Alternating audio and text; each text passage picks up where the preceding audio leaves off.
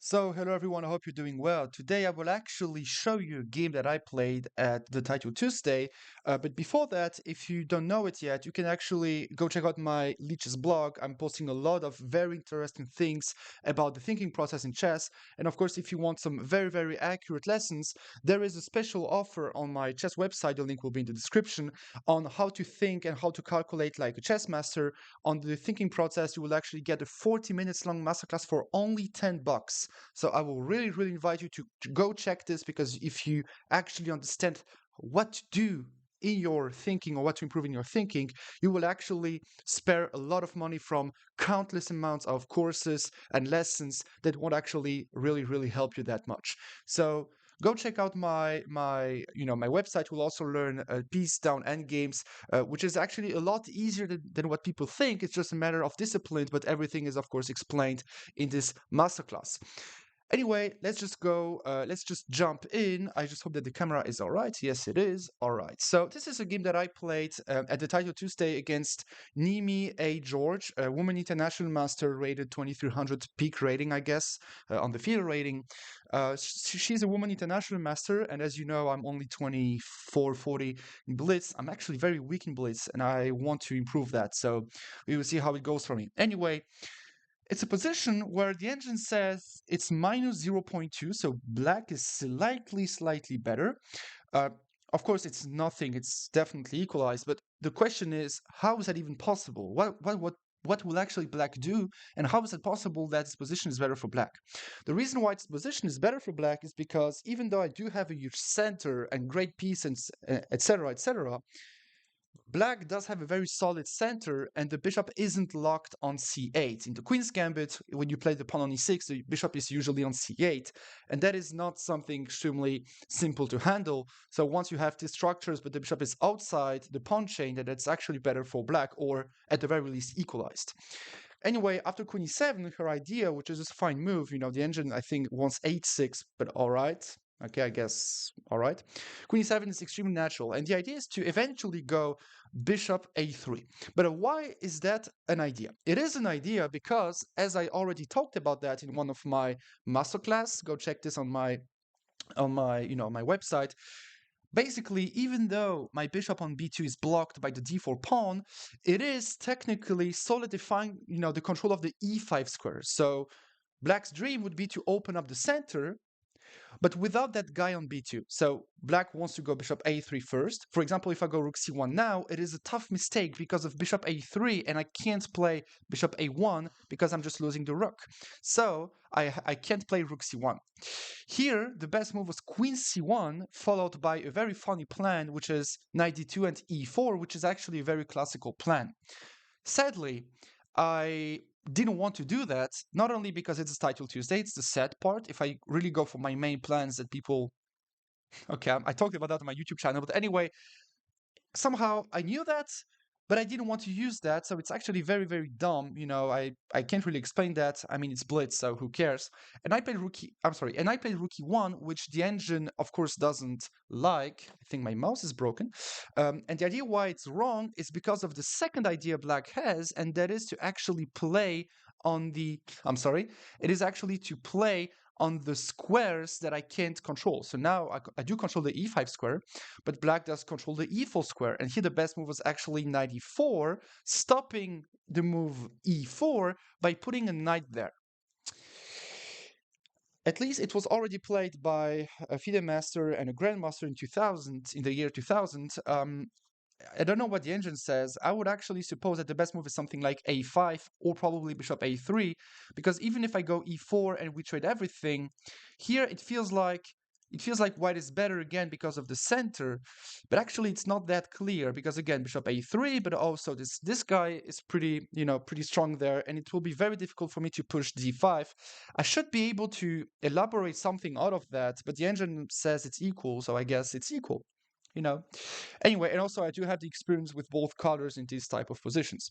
Anyway, after rook e1, she played the move takes on c4, which is positionally, I mean, this is a very, very bad move. This is a very awful move, and the reason why she played that is because she thought that once I take back, she can play e5, And now we trade everything off in the center, and black is better because my pawn is isolated and the two bishops are striking, the rook is going to d8, and queen b3 isn't doing anything. But this is a little bit wrong because of course I won't take.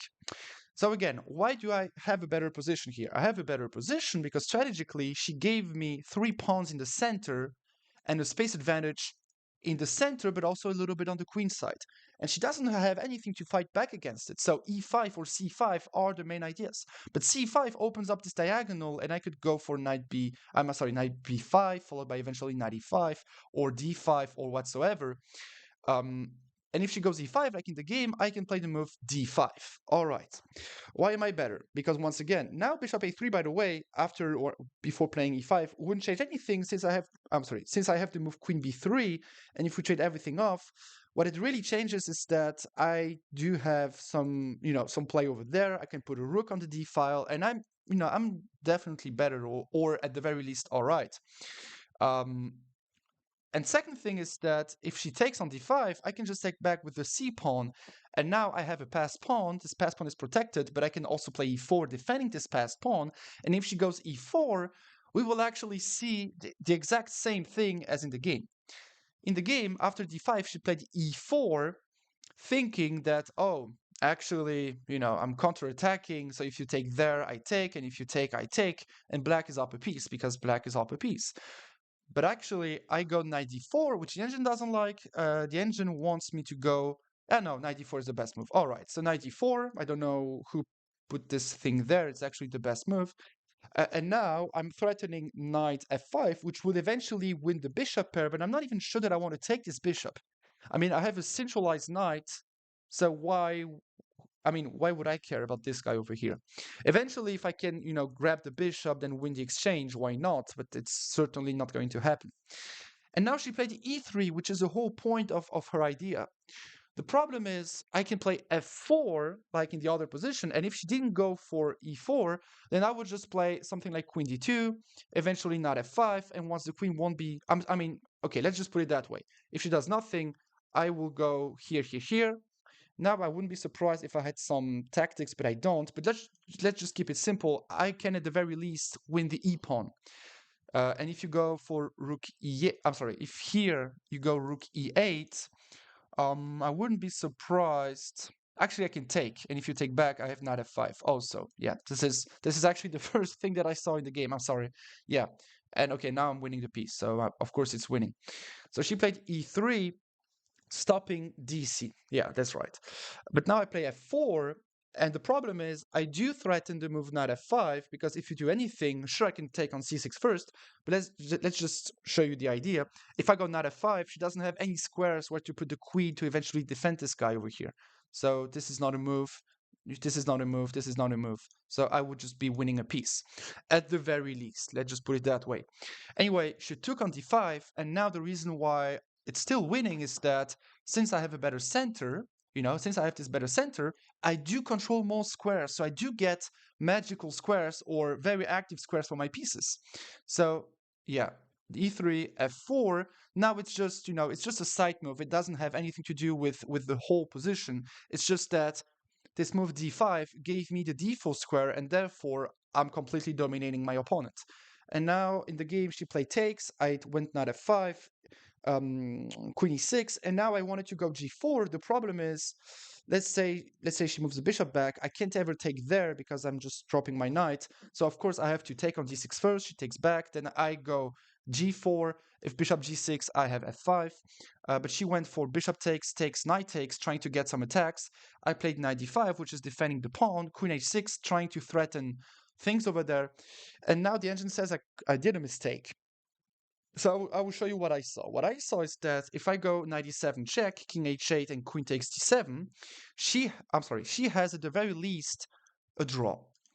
Yeah, this is a draw. Or let's just put it that way. This is a very simple draw. And if she goes queen f3 first in blitz, I thought, I'm misclicking today. What's happening? Yeah, what's happening is that I wasn't sure I'm even better here. It feels like after queen g3, it's mate. I won't verify that with the engine, but this is, oh no, oh yeah, actually it is, because if I take its mate, yeah, so actually yeah, it's lost. Anyway, I didn't want to allow that. I just realized it was a draw. I didn't look further for the mate. I just felt like no, it cannot be all right. So I decided to go for the move queen d4, because now if she goes check this and queen there, then actually sure I can trade the queens, but if she goes for check queen g3, I have a mate, so she has to defend against the mate on g7. I will turn the engine on, but my computer will lag a little bit. If you want to support that, just go on my chess website. I'm sorry. Yeah, now it's a draw if she goes rook a e8.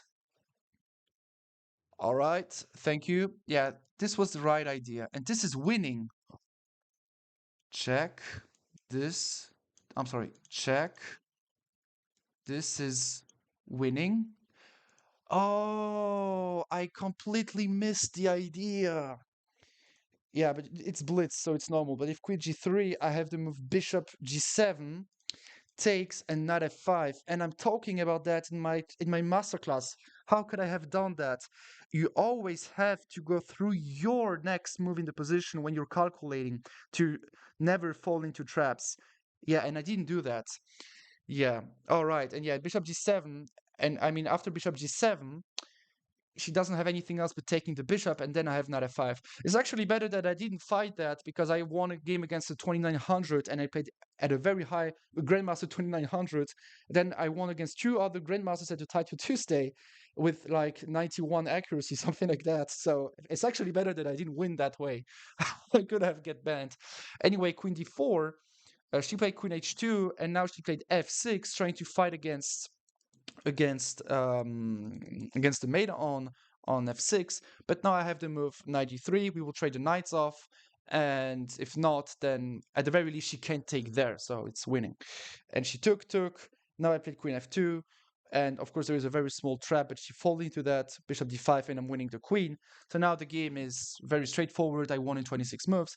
But the really, the moment that matters the most is this moment when she played dc, which is strategically unsound, followed by e5. That is of course completely wrong. I should or could have punished her in a very brutal way with bishop g7. Sadly, I didn't fight that. I didn't apply my own principles, and I guess that is why I'm only 25 in Blitz and not 2800. Anyway, thank you very much. If you still have any questions, just let me know in the comment section. If you want to support me and support my chess channel and whatsoever, just go check out my chess website. If you have any questions or if you need any special masterclass about which topic you need, just let me know in the comment section. I'll be there to answer you. Join me on Lichess, Loris Tavernier, my real name. See you in the future. Take care.